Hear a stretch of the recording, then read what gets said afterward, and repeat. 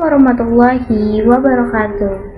Perkenalkan, nama saya Revalvia, nomor induk mahasiswa 125241033, Prodi S1 Akuntansi semester 3. Pada kesempatan kali ini saya akan menjelaskan hasil dari jawaban studi kasus komprehensif bab 4, yaitu tentang etika. Baiklah, yang pertama adalah analisis dilema etika fundamental. Dilemanya adalah Andi Pratama sebagai auditor junior menghadapi tekanan dari Citra Lestari, yaitu manajer auditor senior, di mana Citra meminta Andi untuk tidak melaporkan lembur agar efisien dan memenuhi target anggaran audit. Berikut merupakan hasil identifikasi analisis dilema utama yang dihadapi oleh Andi Pratama ketika diminta oleh Citra Lestari untuk mengurangi prosedur audit dan tidak melaporkan jam lembur atau makan waktu menggunakan pendekatan 6 langkah. Yang pertama yaitu fakta relevan. Fakta relevannya adalah standar profesional evaluasi kinerja auditor dan tekanan efisiensi anggaran. Yang kedua adalah isu etis, kepatuhan terhadap standar profesional dan kejujuran pelaporan jam kerja. Yang ketiga adalah pihak terlibat dan pengaruh yang diterima. Yang pertama, pihak terlibatnya adalah Andi Pratama. Bagaimana terpengaruhnya? Diminta melanggar kebijakan perusahaan, jam kerja akan terpengaruh, lalu pembayaran gaji akan terpengaruh, evaluasi kinerja mungkin akan terpengaruh. Yang kedua adalah Citra Lestari. Bagaimana terpengaruh? Jam kerja terpengaruh, evaluasi kerja mungkin akan terpengaruh, sukses dalam penugasan dan posisinya di kantor mungkin akan terpengaruh. Yang ketiga adalah KAP terpercaya dan rekan. Bagaimana terpengaruhnya? Yaitu kebijakan yang ditetapkan sedang dilanggar, dapat mengakibatkan kurangnya penagihan kepada klien untuk penugasan yang sedang berjalan maupun penugasan mendatang. Yang selanjutnya dapat memengaruhi kemampuan perusahaan membuat anggaran penugasan dan penagihan yang realistik kepada klien.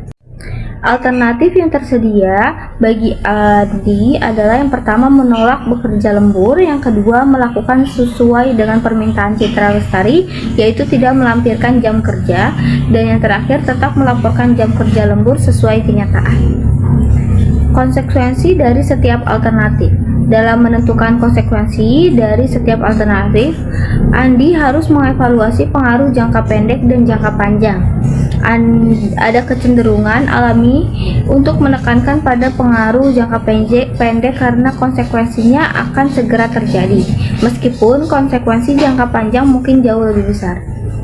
Mari pertimbangkan konsekuensi yang mungkin terjadi jika Andi memutuskan untuk bekerja lembur dan tidak melaporkannya sesuai permintaan Citra. Dalam jangka pendek, ia mungkin akan memperoleh penilaian yang baik dalam hal kerja sama dan mungkin kenaikan gaji.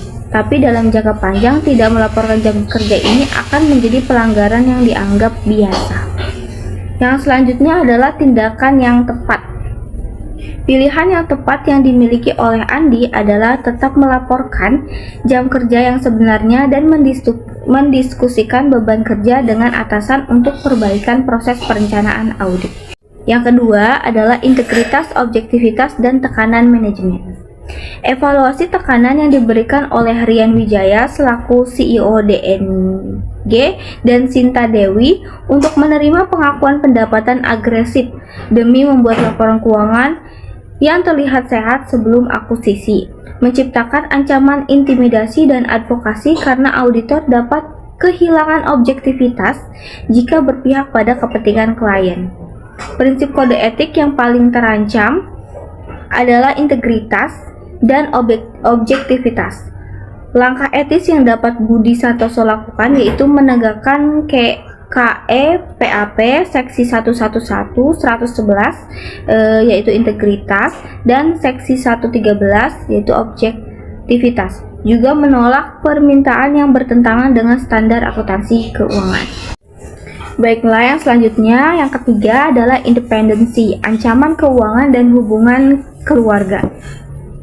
Hubungan kekeluargaan yang ternyata dimiliki oleh Citra Lestari selaku auditor senior yang ikut serta dalam pengauditan terhadap laporan keuangan DNG dan Bapak Anton Lestari selaku manajemen DNG ini merupakan ancaman kepentingan pribadi terhadap independensi.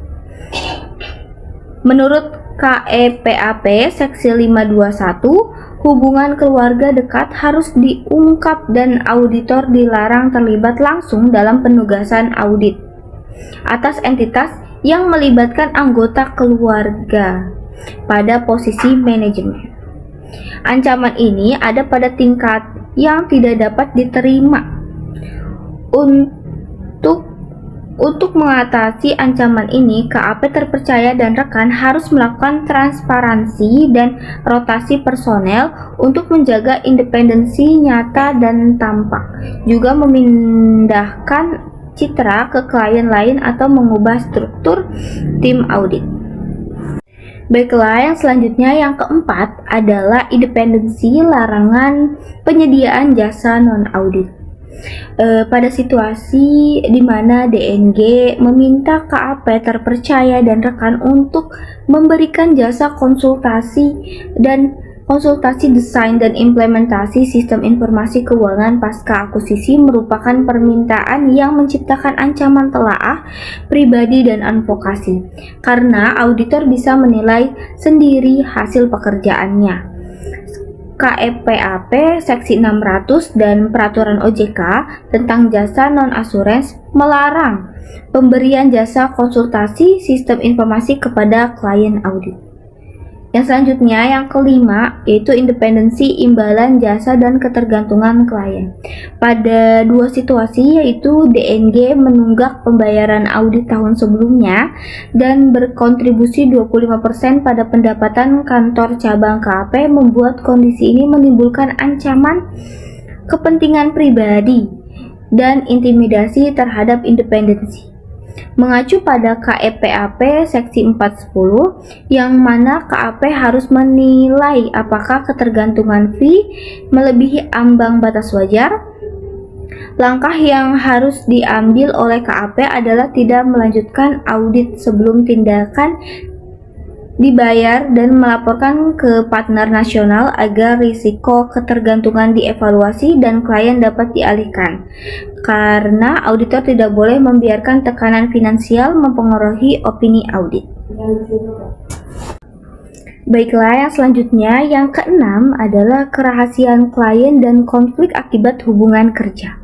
Pada situasi Sinta Dewi selaku SFO DNG menawarkan pekerjaan kepada Andi Pratama selama proses auditing berlangsung, menciptakan ancaman kepentingan pribadi dan kedekatan yang mana melanggar KAP Seksi 114 yaitu kerahasiaan dan Seksi 524 yaitu pekerjaan dengan klien audit.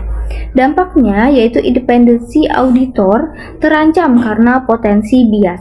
Proses yang harus dilakukan oleh Andi dan KAP terpercaya dan rekan terlepas dari diterima atau tidaknya tawaran pekerjaan tersebut oleh Andi adalah Andi wajib melaporkan penawaran tersebut kepada Budi Santoso selaku partner, dan KAP terpercaya dan rekan harus meninjau kembali peranan Andi dalam penugasan dan melakukan rotasi personal.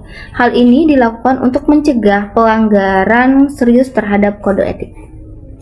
Baiklah, yang selanjutnya, yang ketujuh adalah peran dan tanggung jawab komite audit.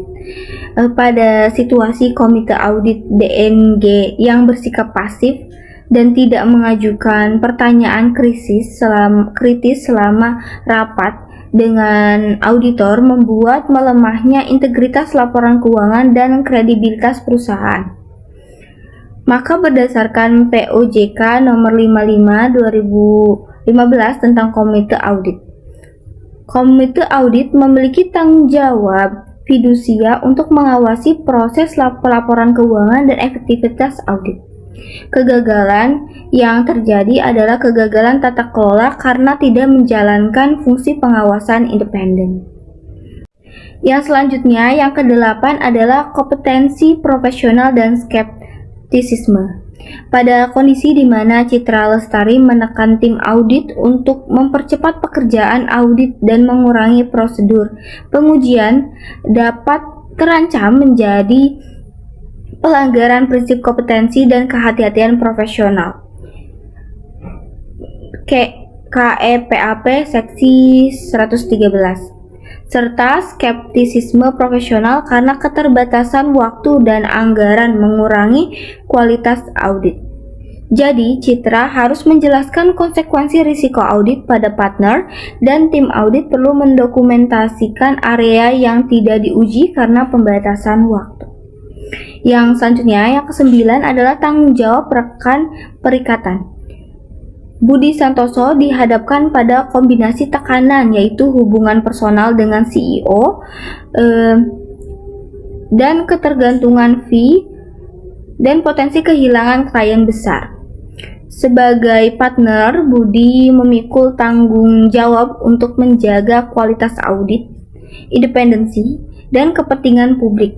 Langkah kepemimpinan yang harus diambil oleh Budi adalah melibatkan review dari partner independen dan menolak kompromi terhadap opini audit yang tidak sesuai fakta. Yang terakhir, yang nomor 10 adalah mekanisme penegakan dan kepentingan publik. Berandai-andai jika KAP terpercaya dan rekan menyerah pada tekanan DNG dan mengeluarkan opini wajar tanpa pengecualian, maka lembaga yang memiliki wewenang untuk menginvestigasi dan menjatuhkan sanksi terhadap KAP terpercaya dan rekan adalah OJK sebagai lembaga yang menginvestigasi, IAPI dan KPAP yang memberikan sanksi kepada KAP. Kegagalan etis ini membuat KAP harus menerapkan mekanisme pengawasan internal, rotasi partner, dan pelatihan etika berkelanjutan. Karena integritas profesi harus dijaga melebihi kepentingan komersial. Penegakan etika yang kuat adalah fondasi kepercayaan publik terhadap pasar modal Indonesia. Baiklah teman-teman, sekian pemaparan studi komprehensif yang telah saya kerjakan. Mohon maaf atas kekurangannya. Wassalamualaikum warahmatullahi wabarakatuh.